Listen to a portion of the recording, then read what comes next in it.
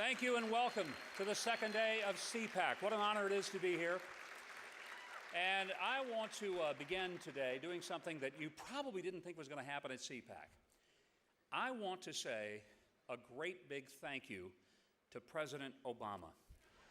And I know that may seem so totally out of place at CPAC, but you see, I want to say thank you, President Obama, because you have done more than any person in the entire GOP field, any candidate has done, to bring this party to unity and energize this party as a result of your attack on religious liberty and the attack on the personhood of every human being in America.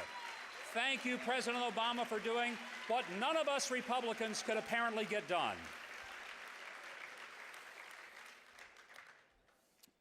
Single-handedly, the President's attempt to trample over the Constitution and the fact that there is a very explicit kind of wording there that he apparently did not get in ninth grade civics that the rest of us must have heard. The First Amendment says, Congress shall make no law respecting the establishment of religion or prohibiting the free exercise thereof. And Obamacare precisely did that, and it's time that we tell him and Congress, no thank you, we will elect a new president, a new Congress, repeal Obamacare, and stand up for life and for liberty for every single American.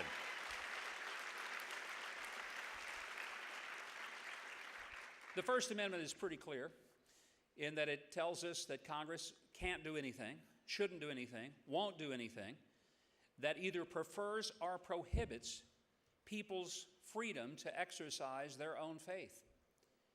And the fact that Catholic hospitals, and not just Catholic hospitals, but any hospital, any organization, would be required to provide not just contraceptive services, but Plan B abortion pills and other services that are outside the conscience of people of faith, is in fact a direct violation of the First Amendment.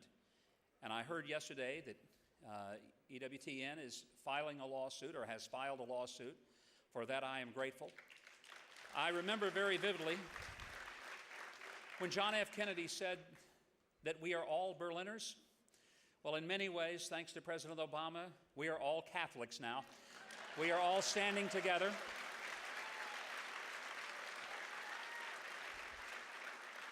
You know, growing up a Baptist in the South, I never thought I'd see the day when I would stand in front of several thousand people and say, we're all Catholic. Praise the Lord. Pass the offering plate. It's time to get serious. By the way, if CPAC is giving out any awards this week, I would suggest they give a great big Person of the Year award to Kathleen Sebelius. She has truly, in her absolutely adamant point of view, given us a reason to rally. And I think it is important that we thank those who help bring our party together, bring the conservative cause together, and make it so that we will go toward a victory not only in the White House and in the Congress, but 60 votes in the U.S. Senate, and get a strong majority across Washington. There's one other thing for which I want to say thanks to President Obama, and that is that, quite frankly, a lot of people thought that this election would center solely on the economy. And in fact, there are many people who said, we don't want to hear about some of these, as they're often called, social issues. Let me be very blunt with you, and whether or not this is a popular statement at CPAC, I really don't care. I'm going to say it anyway. I'm not running for anything. I can say any darn thing I want. It's a real refreshing position to be in.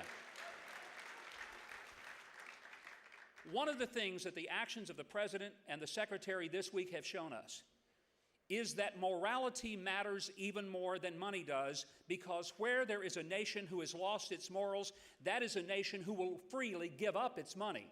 Because if we give up the basic right to life, we will certainly give up those things which are in our pockets. Let us never act as if somehow that the simple idea of how much money we get to keep is more important than whether or not we keep our very lives and our liberties under the Constitution of the United States. Lose those, and money won't matter. Folks, that's what's happened this week to remind us of that great tie-in between the two.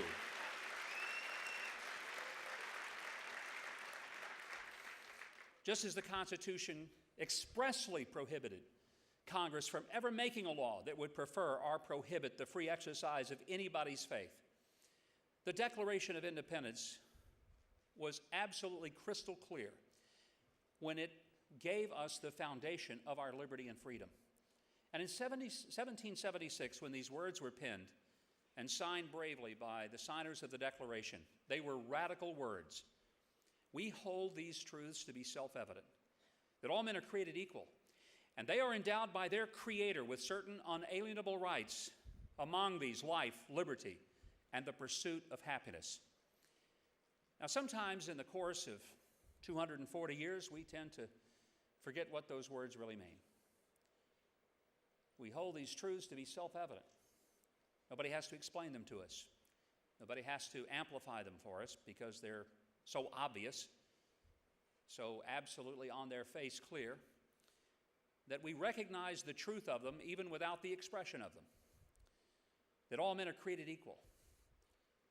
In 1776, that was radical, because up until that time, people were not considered equal. They were more equal or less equal by the way of how much property they owned or what their last name was, what ethnicity they had, where they lived, what occupation they held.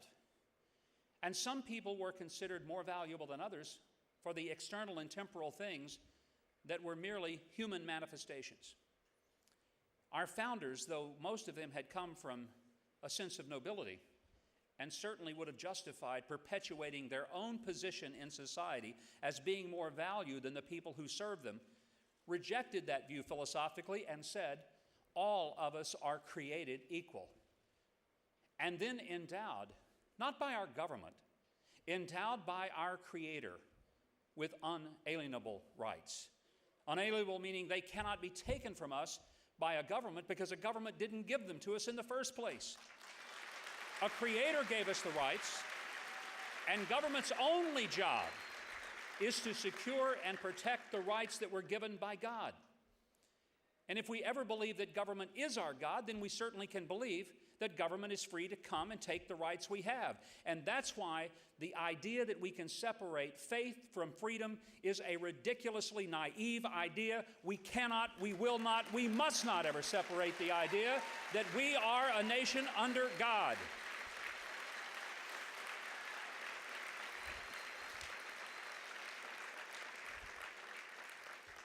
The idea of our equality of life really is the essence of who we are as Americans. Even though it took us a long time to really get to the place where we applied it appropriately, women did not get to vote for 150 years. African Americans were not given their full rights and freedom until the 1970s, which is a hard part of our history. Nevertheless, the framework was in fact there all along. And it was the idea that no person is worth more than another and no person is worth less than another. I've made it very clear throughout my political life that I am not pro-life because of politics. I am political because I'm pro-life.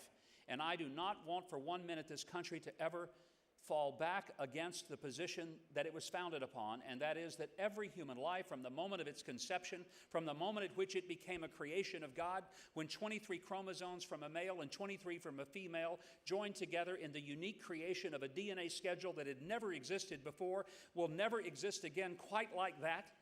Not a mere appendage of the mother, because if it were, it would share all of the DNA characteristics, including the blood type, which it most certainly does not. Biologically, scientifically, irrefutably, that is a life from the moment it is conceived. It is a unique life, and it is a human life. And the reason that it is a unique and human life and cannot be anything else is because the irrefutable science is that this life that becomes that DNA schedule at the moment of conception can never become a puppy or a dolphin or a stalk of broccoli. It only has the capacity to be fully developed into the human beings that we are today. It is a human being because that's what it started out to be in its cellular dimensions, and that's what it remains. People say, but it's not looking like a human at that point. Look, take a little baby and an old man. They don't look the same either, but they're still both human, my friend.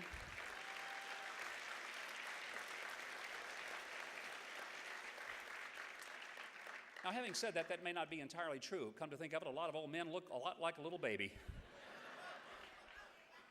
And they all drool all over themselves. So I guess there maybe is some truth to that. The value of our lives is not in what we do. It's who we are. The value of our life is not in what we own. It is who has created us. And I understand that the economy is going to be a centerpiece of this election cycle, and that's fine. It should be. But I also want to make it very clear that I will never vote for someone who does not respect the sanctity of a human life, because I believe that if a person does not respect your life, or yours, or yours, or yours, they ultimately will not respect the liberty and the sense of equality that should be extended to every single American living under our constitutional form of government. I want to invite you all, as you have been invited, to the screening of the Gift of Life movie. I think it is a very powerful tool to share with your friends and your family, and even the skeptics that you know at your workplace or maybe within your social circles. It is unlike any pro-life film that I've ever personally seen or been a part of. And it is not so much about the what of the issue of life, but rather the why. And the stories are compelling and powerful, and I hope at 10 o'clock this morning you'll have a chance to go to the Thurgood Marshall Theater, the CPAC Theater, and see the screening. It will be, I promise, one of the most riveting hours that you will spend at CPAC. Let me also encourage you to read a book by Andy Andrews. It's called How Do You Kill 11 Million People? It's a wonderful, tiny little book, takes 15 minutes to read. I wish I'd written it. I really do. Andy's going to sell a lot of these. But he should. It is a powerful story and simple. How do you kill 11 million people? You know how you do it? You lie to them. You lie to them. I hope you'll understand that the reason that so many things happen in this country that we stand back and we say, how could this be? If we are willing to believe lies that are told to us by people who want to be our leaders, then it's not hard to ultimately come to the place where people will march to their own destruction.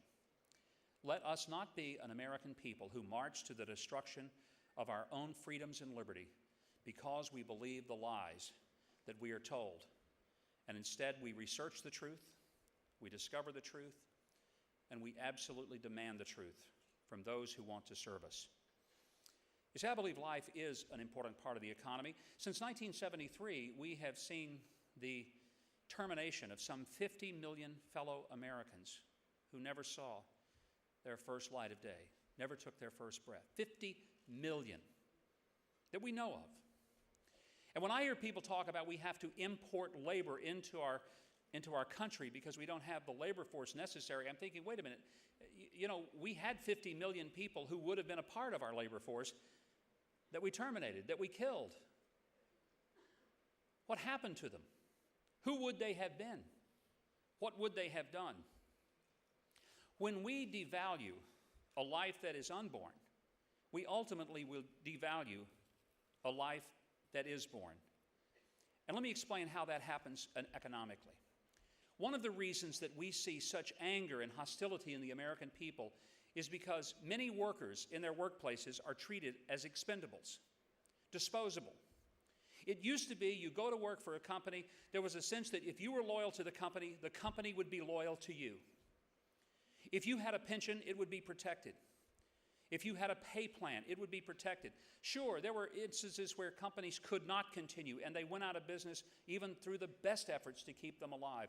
But generally speaking, Americans could go to work in their 20s for a company and retire from that company in their 60s, and that there would be a loyal partnership between the workers and the company that was good for the development and the building of the middle class of America.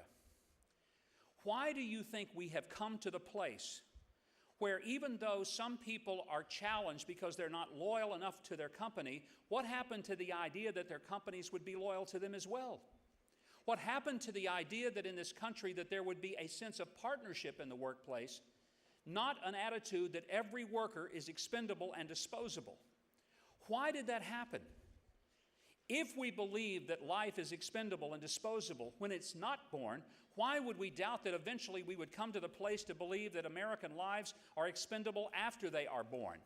Folks, the economy of this country is tied in many ways to the psyche of belief that people as individuals do not matter. They matter only as a mass. I believe every individual has equality.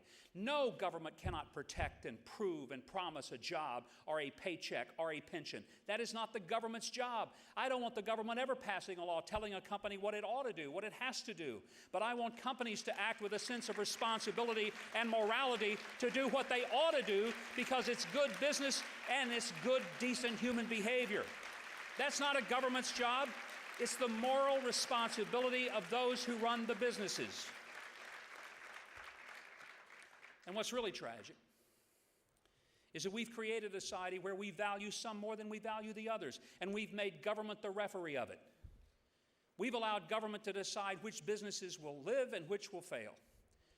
Government steps in and decides big banks and big insurance companies and big brokerage houses will live because we will bail out their recklessly run, irresponsibly managed sense of business. But those small businesses on Main Street and the homeowners are left to simply fail and fall because they're not considered equal. When you have the mindset from the government that someone is too big to fail, you have also the same mindset that others are too small to matter. What happened to the idea that all of us are created equal, big and small, black and white, rich and poor, strong and weak? The essence of America is that we do not have a government that decides who's strong and who's weak, who lives and who dies. We have an America that simply referees the game to give us the opportunity to play it with fairness. And when the guys in the striped jerseys began to put on a team shirt and decide who's going to end up winning the game, government has usurped its responsible authority and duty and has become something that our constitutional founders never intended for it to do.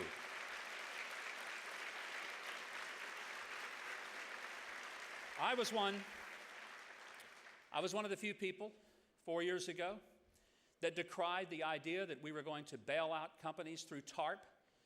I understand that we were told with hand-wringing by Republicans that if we didn't do that, the economy would really, really get in trouble. So we did it. And the economy got really, really in trouble anyway. And then we set up and teed up the ball for Obama and the Democrats to now create a bailout mindset and mentality. And we can blame the Democrats, but the Republicans were the ones who first put that ball in play. And we ought to apologize to America for ever having created the idea that that is a government responsibility to bail out big companies who weren't managed well. I said then, and I want to say now, it never was appropriately named TARP. It should have been named the Congressional Relief Access Program.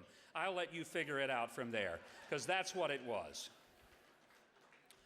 And last week when the President, in a State of the Union, suggested that we needed something really, really significant like the Hoover Dam, I jumped up from my chair. I wanted to scream at the television, hoping that he could hear me as clearly as he heard Joe Wilson a year ago.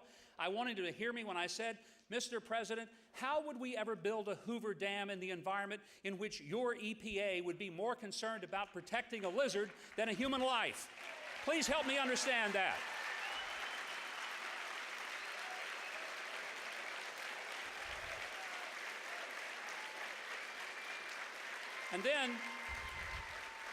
And then last week, at the National Prayer Breakfast, the President stood and gave the country a homily. I was amazed. I did not realize that we had elected a theologian to be commander-in-chief. He actually believes and said that Jesus would want us to pay higher tax rates. Look, unlike the president, I actually do have a degree in religion. And I don't recall ever having read in the New Testament that Jesus was that specific about tax policy. He did say this: if you owe taxes, pay them. Hello, Timothy Geithner. Did you get that part of the New Testament?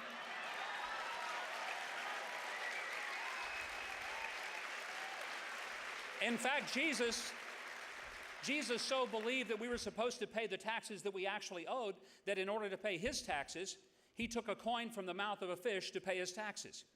If Obama has his way, we all are going to have to do a lot of fishing, and we better hope those fish are eating a bunch of coins, because it's going to take a bunch of them to take care of the bills. But here's my point to the president. All respect due.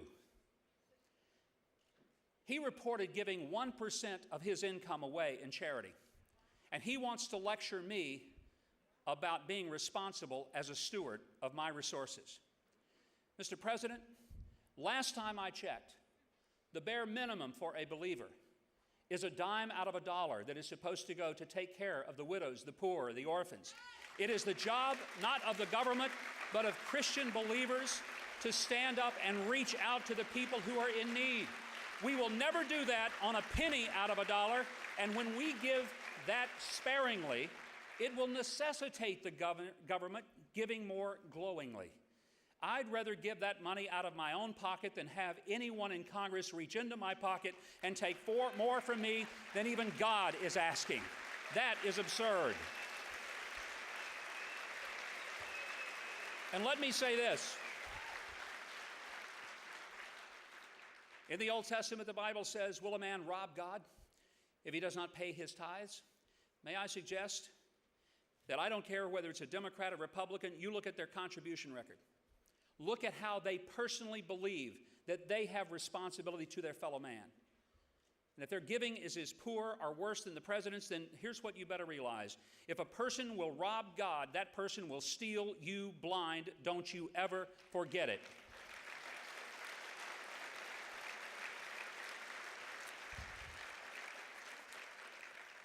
Let me just conclude by saying that there's a lot of talk about which of the Republican candidates are the real conservatives.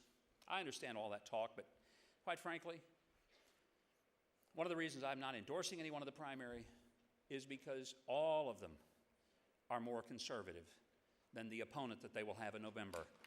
And personally, I'm not so interested in hearing mirror, mirror on the wall, tell me who's the most conservative of them all, because compared to the current occupant of the White House, any of them are going to be so much more conservative. And I think we need to unite together, not so much for party, but for principle and for liberty. And finally, let me just remind you this. Out there in this country, there's some people who are really hurting. They need a voice, they need a champion. They may think they have one in the White House, but his policies have cost them to the point where when you squeeze the handle on the gas pump, I saw a lady do that, put $5 in the tank. She came, and before I could even really realize what she was doing, she had started and stopped and driven off, and I looked and saw she'd only put $5 in her car. 2 little kids in the back of her car. It occurred to me. She didn't put $5 in her tank because that's all she needed. She put $5 in her tank because that's all she had. And folks, I'm going to tell you, the person who wins the election is the person who can look at that lady at the gas pump putting $5 in the tank and can tell her why the economic policies of limited government and lower taxes will help her fill her tank up better than the idea of a big government that won't let us have a Keystone pipeline and won't let us drill and won't let us get our own resources and hold us hostage to some Middle East tyrant. This is a great country. For God's sake, let's keep it that way. Thank you very much. It's an honor to be with you today. Thank you.